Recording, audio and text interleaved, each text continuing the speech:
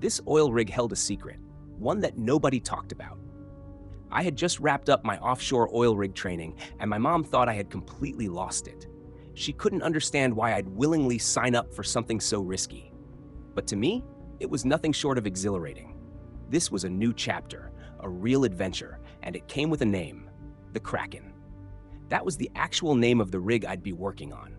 As the helicopter cut through the sky, heading straight into the vast emptiness of open water, I couldn't tear my gaze away from the window. My breath fogged up the glass as I leaned in, eyes wide with anticipation. It felt like being a kid on his way to an amusement park. Only this time, there were no roller coasters, no cotton candy, and certainly no smiling cartoon mascots. Instead, my destination was the middle of the Gulf of Mexico.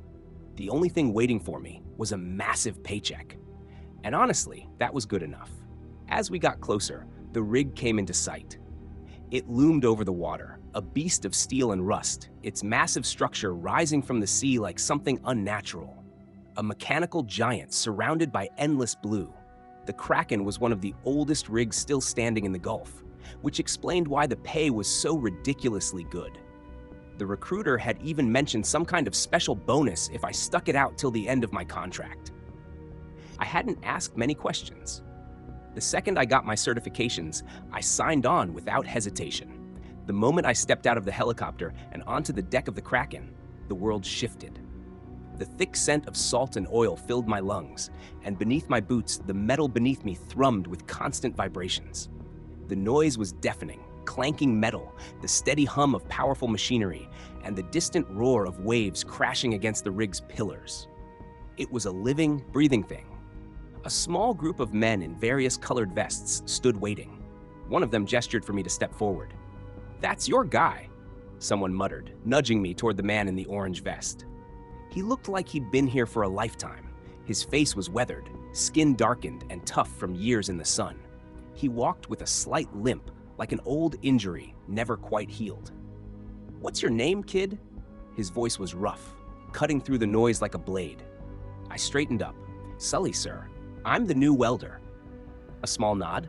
"Welcome to the Kraken. Name's Gene. I run the welding crew."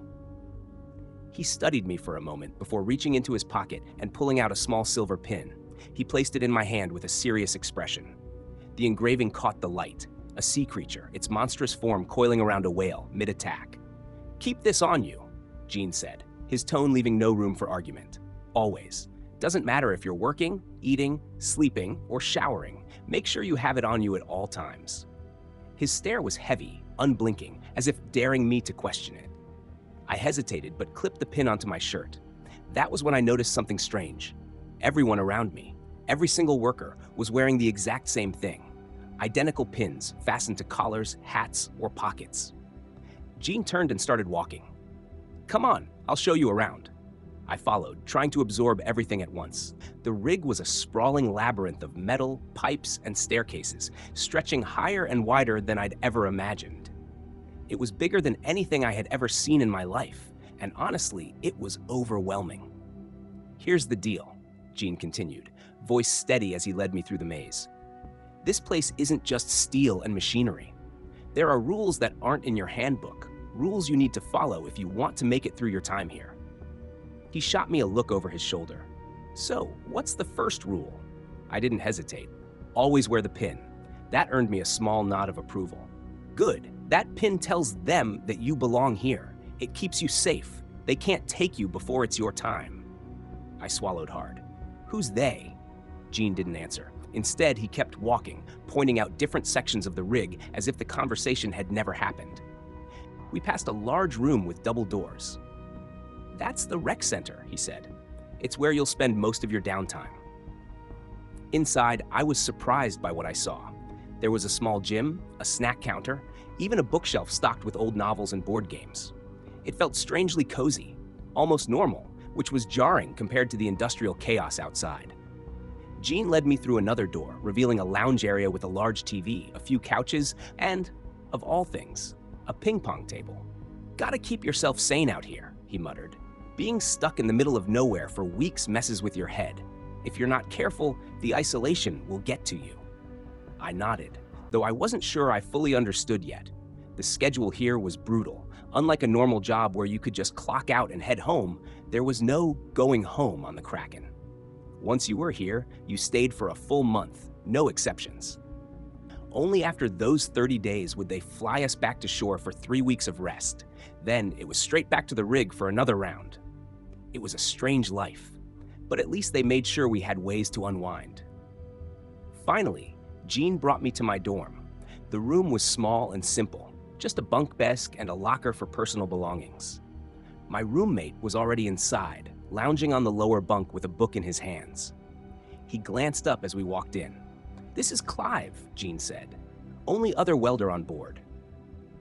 Clive gave me a small nod, but didn't say much. Jean explained that with only 2 welders on the rig, our shifts would be alternating. I'd be working while Clive slept, and vice versa. We'd barely see each other, except for a quick nod in passing. Jean's grip tightened on my arm before I could step inside, his other hand pointing down the hall at a heavy red metal door. "That's the second rule here, Sully," he said, voice firm. "That door. Never open it, no matter what you hear." The way he said it sent a chill down my spine. "What's behind it?" I asked, my gut already telling me I didn't want to know. Jean's expression didn't change. "Restricted area. You don't want to end up like Joe." I frowned. "Joe?" With a deep breath, Jean told me everything. It happened before his time at the Kraken, but the story stuck around like a bad memory. Joe had always been a bit of an oddball, quiet, kept mostly to himself. But damn, he was good with the machines, always had his wrench in hand, ready to fix anything. Then one day, something changed. Without warning, he started packing up. Boots, clothes, even yanked the pillow from his bunk. Nobody understood why. His leave wasn't for another week. His friends tried to ask him about it, but all he said was, "I need to go home." They assumed it was a family emergency. But instead of heading up to the chopper pad, Joe walked straight toward the red door, carrying all his belongings. No one tried to stop him. Even back then, everyone knew the rule: stay away from that door. Management lost it when they found out, though. They made it clear anyone who even touched that door would be fired on the spot. A day later, oil started leaking out from underneath it. At first, it was just a thin trickle. The techs thought it was a system malfunction. An oil spill is the last thing you want on a rig. But the operators? They just brushed it off, told everyone to ignore it. The leak didn't stop. It kept coming, spreading until it filled the entire hallway.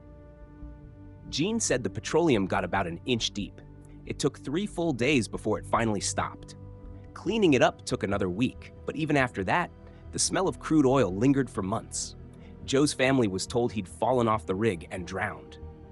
But there was one detail they didn't know, something the cleanup crew found buried in the mess. Right in the middle of that oil spill, sitting there like it had been placed on purpose, was Joe's wedding ring. Jean didn't need to say anything else. The message was clear. Rule number 2, don't enter the red door.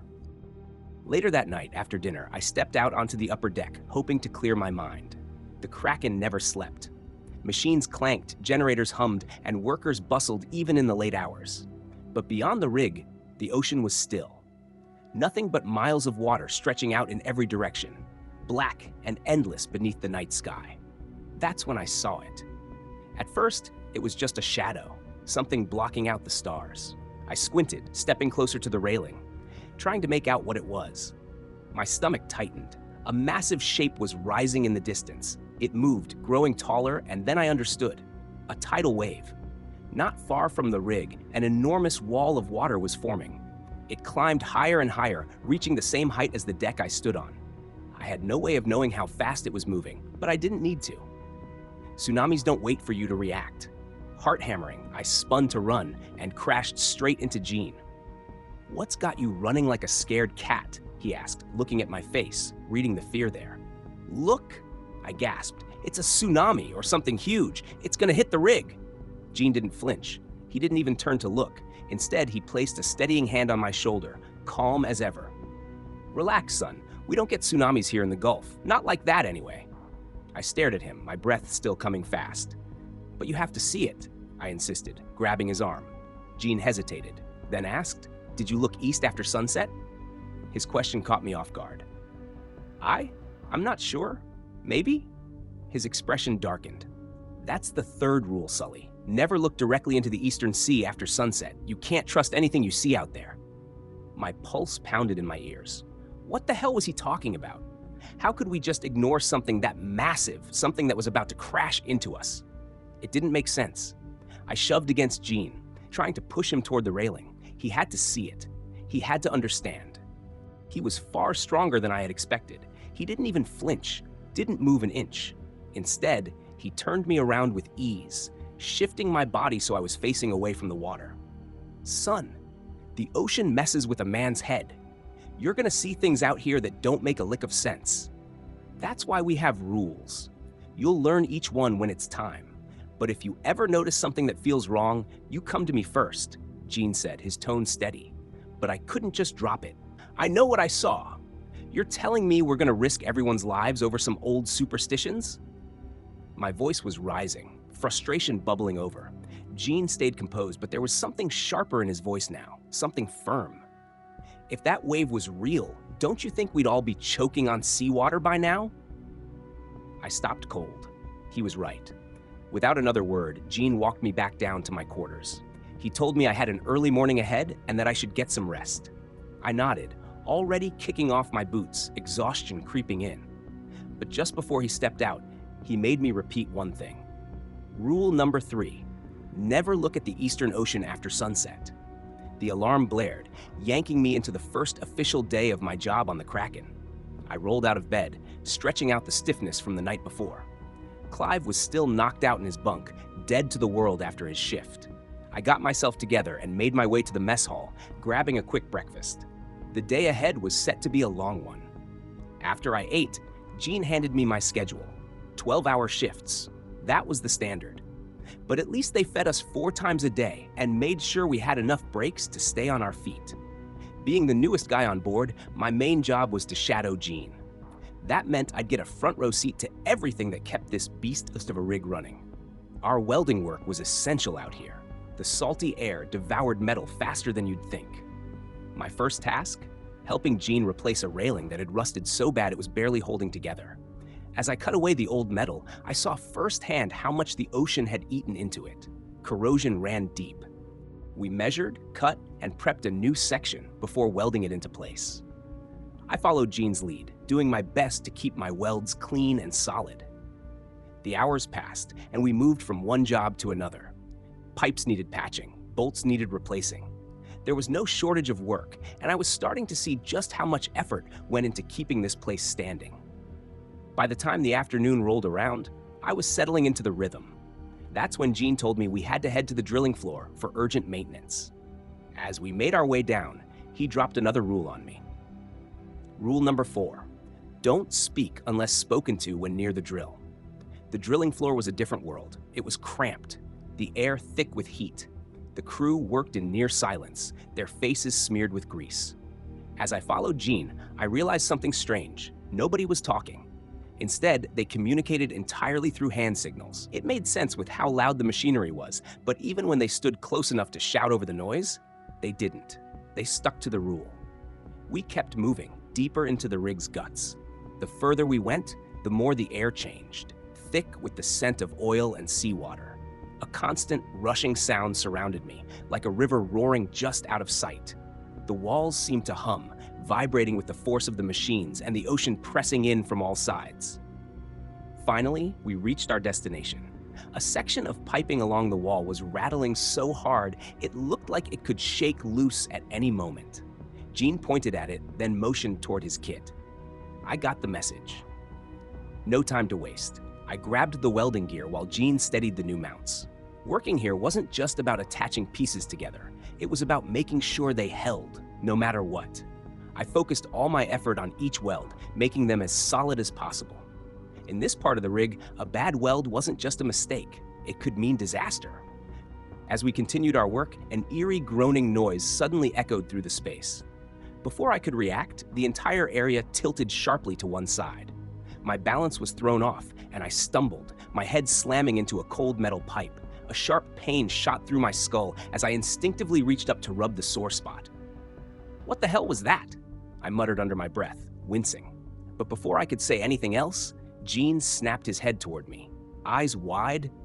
his hand shooting up in a silent command for me to stay quiet. His expression was so serious, so intense, that I swallowed the rest of my words. Then it came again. The sound. Louder this time, deep and resonant, shaking through my chest like the hum of a massive engine. It wasn't just a noise. It had weight. It rolled through the space in waves, rising and falling like something ancient calling out from the depths. At first, I thought it might be some kind of distorted whale song, but there was something wrong about it. Something that made my skin crawl. It was too vast, too powerful. My body tensed as a creeping awareness settled over me. I was tiny, insignificant, a speck standing beneath a mountain of steel, completely at the mercy of the endless, crushing ocean.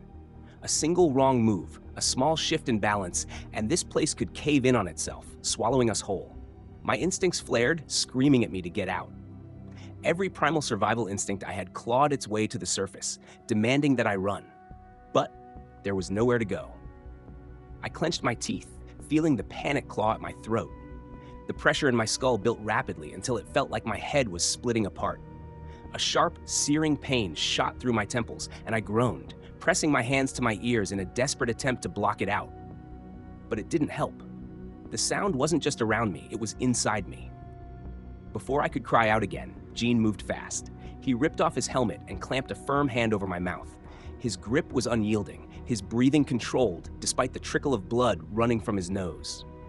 I stared at him, wide-eyed, barely processing what was happening as the sound continued to reverberate through my bones. I did my best to stay still, to push past the pain. I don't know how long we stayed like that. Seconds? Minutes? It felt endless. Then, as suddenly as it had come, the sound began to fade. The overwhelming pressure in the air dissipated, and the rig slowly steadied. The familiar mechanical hum of the equipment returned, a grounding contrast to whatever had just passed through this place. Gene's hand finally lifted from my mouth. He wiped his nose with his sleeve, his face unreadable.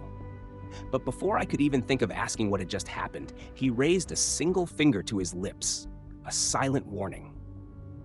Not here, not now.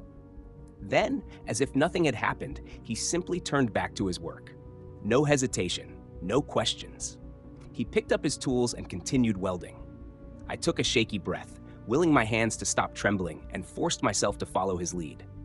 My skull still throbbed, and I knew I'd be nursing a headache for hours, but I pushed through it. Once we'd finished securing the section, we packed up our gear and made our way back to the surface. As we walked past the crew, I felt their eyes on me. They weren't just looking, they were watching. Their expressions were unreadable, but there was something behind their gazes, like they knew, like they were waiting to see if I'd crack. I forced myself to keep my head up and keep moving. The moment we stepped outside, I couldn't hold it in any longer. Gene, what the hell just happened down there? My voice was low, but it carried an urgency I couldn't suppress. Gene sighed, rubbing the back of his neck. That's why we have the rule. The closer you are to the drill, the more it can hear you, he said. I frowned. It? What's it? Gene hesitated, his exhaustion more obvious now. That's just what I was told when I first got here, he admitted. I don't have all the answers, Sully. This rig, it's different. You have to respect the rules if you want to stay safe. That wasn't enough. Not even close. Are there other rules I should know about? I pressed. He exhaled slowly, then gave me a firm nod. Yeah, 3 more. His voice lowered slightly as he listed them.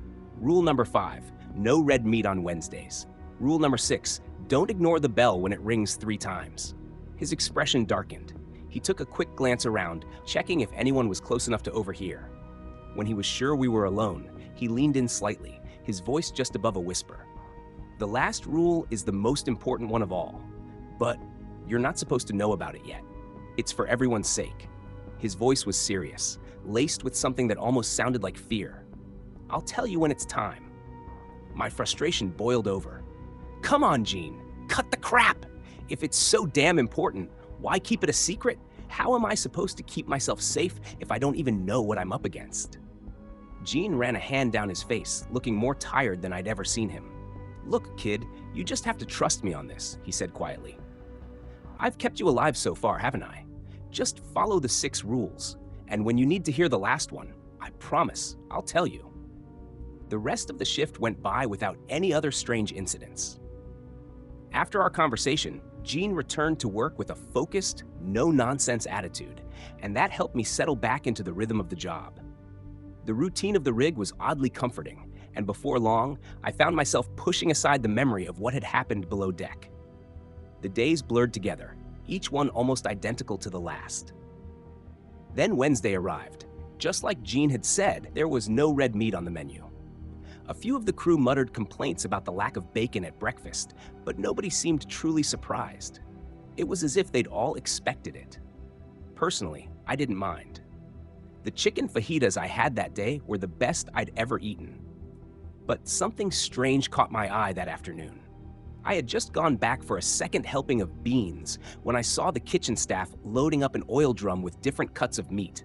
Chops, sausages, even a whole leg of lamb. They tossed them in straight from the freezer, one after the other. A steward stood nearby, methodically checking off items from a clipboard. At first, I thought nothing of it. But then I noticed something odd. The meat wasn't just sitting in an empty drum.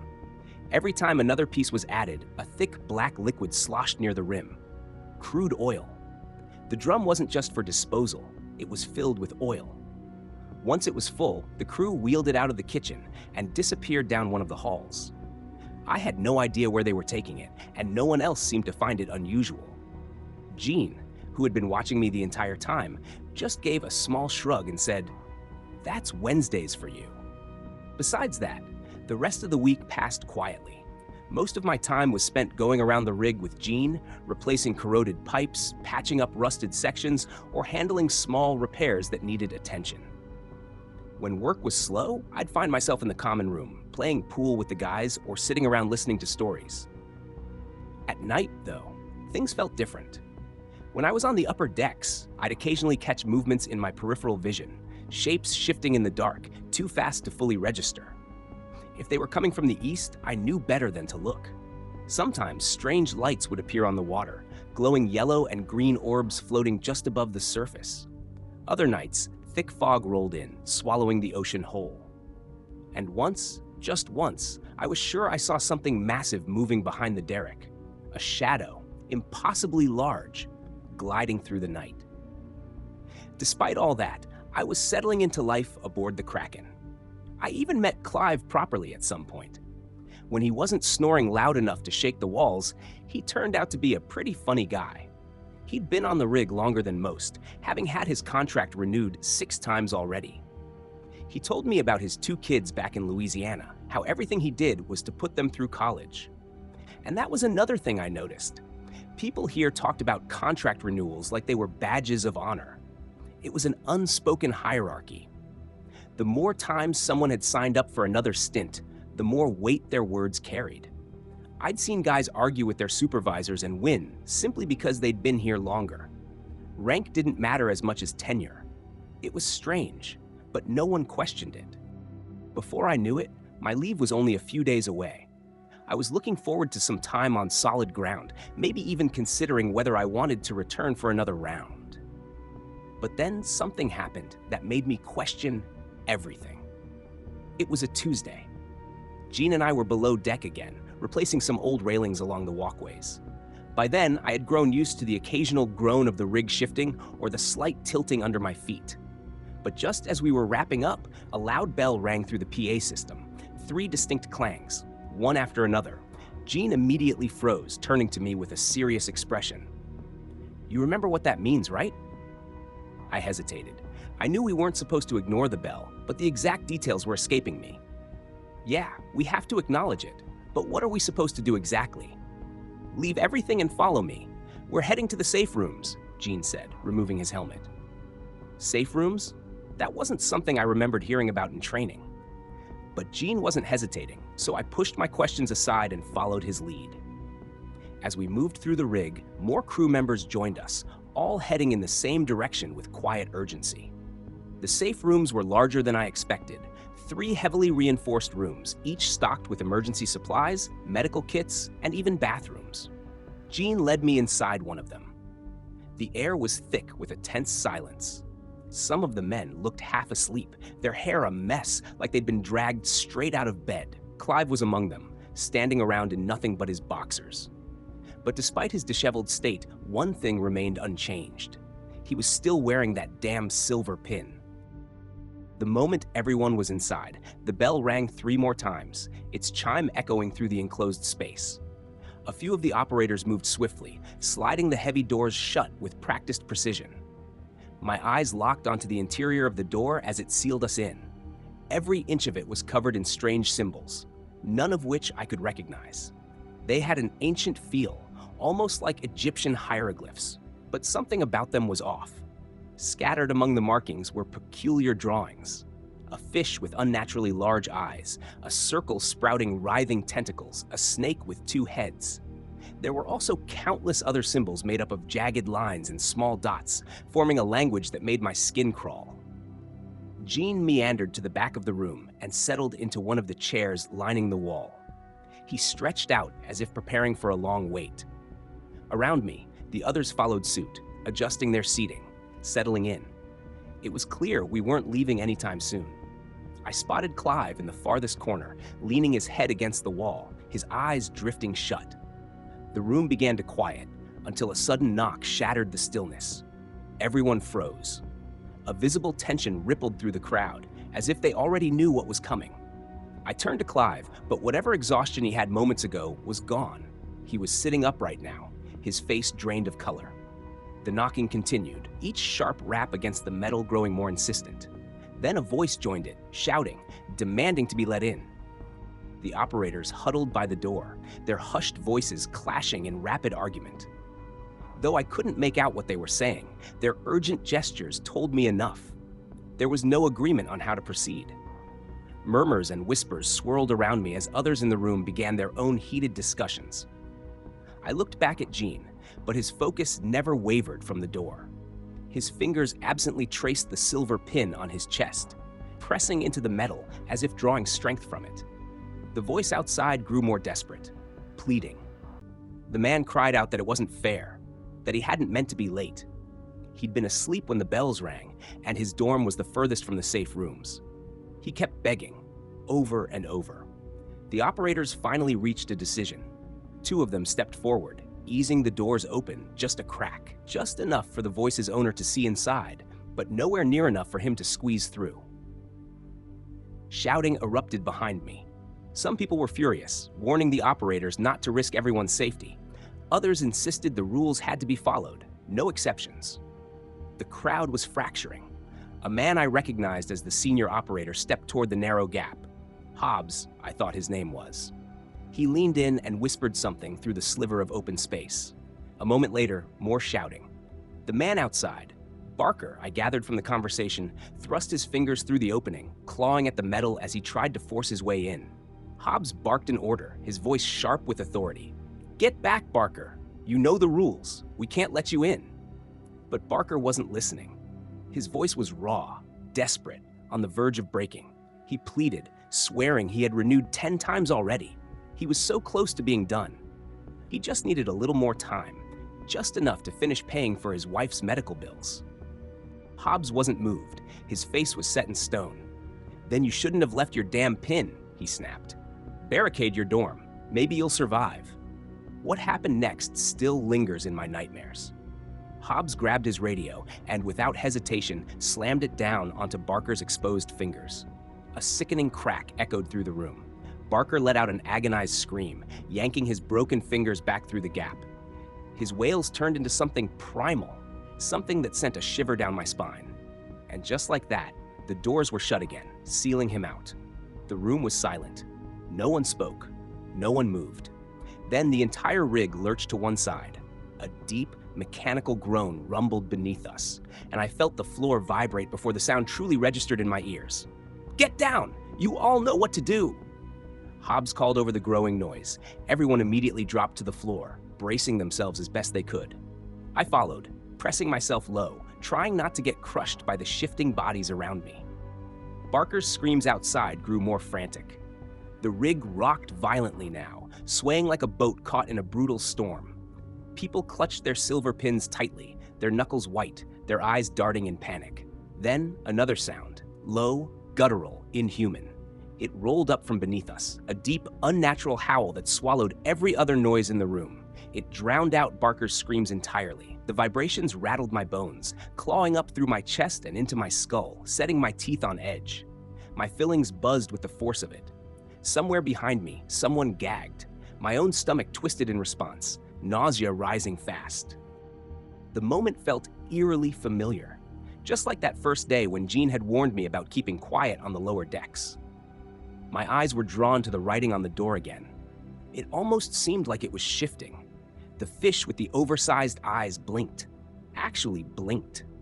The two-headed snake coiled itself around the figure of a man. The thing with the tentacles twisted and spun as if caught in a whirlpool. Shadowy figures interlocked their hands and moved in an eerie, endless chain.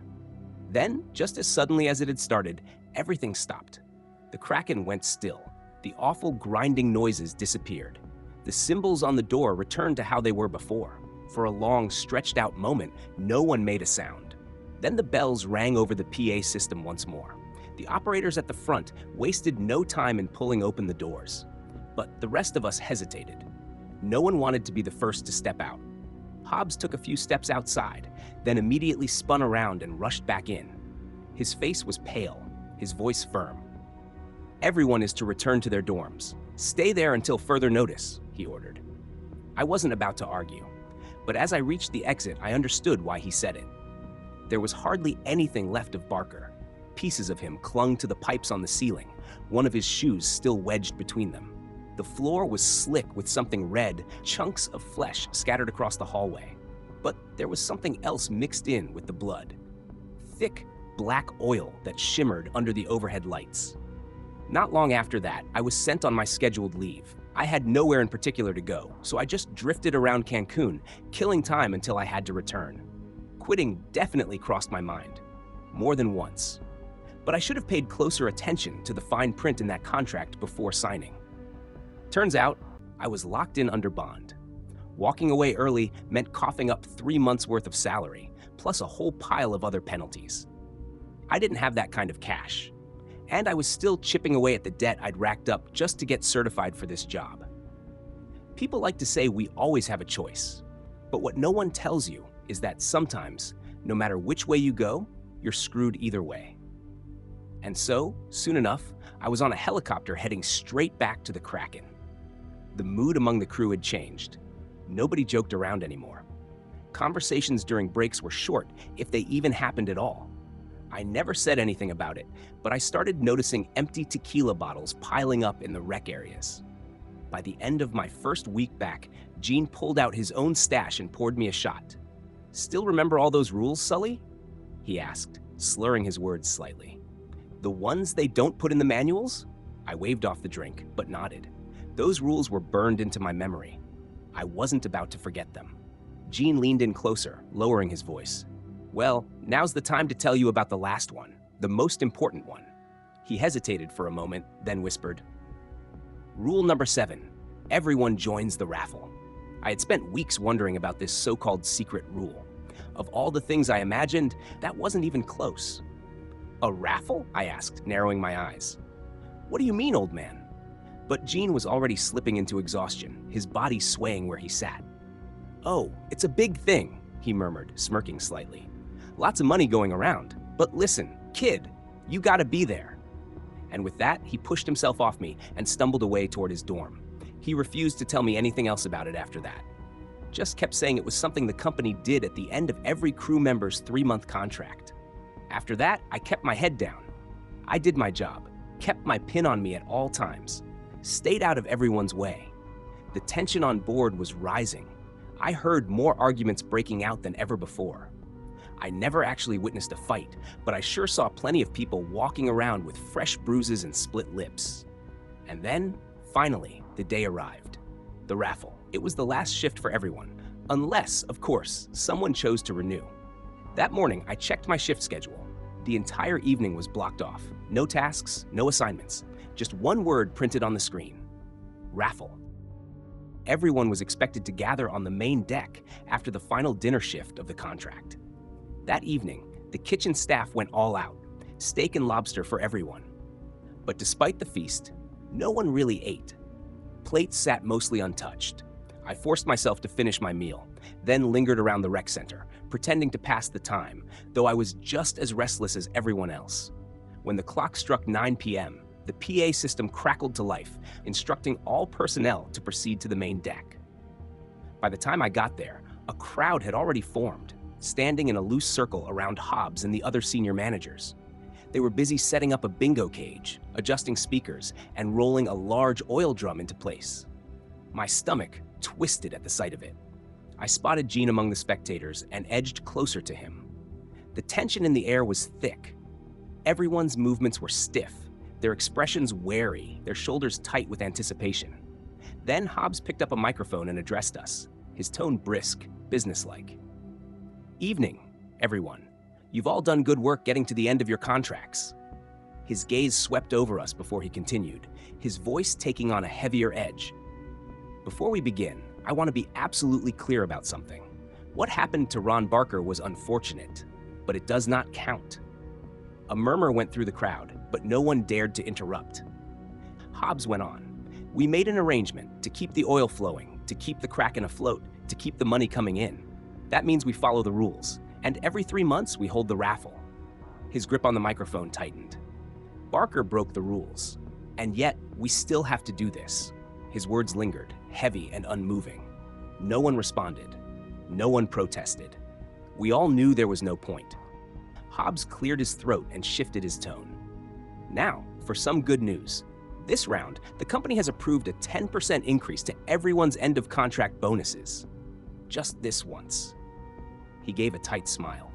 "Everyone who isn't chosen tonight will receive their usual payout, plus the bonus. Sounds fair, doesn't it?" That part caught my attention. I'd nearly forgotten about the end-of-contract bonus, buried somewhere in the paperwork I had skimmed over before signing on. 10% was a solid boost, more than enough to help cover some of my debts. But while the logical part of me recognized that as a silver lining, no one else seemed remotely relieved. The crowd remained stiff, their silence a stark contrast to the so-called incentive. A few scattered voices mumbled half-hearted approval, but there was no real enthusiasm. It didn't matter. Hobbs barely acknowledged the lack of response. He simply motioned to the worker manning the bingo cage.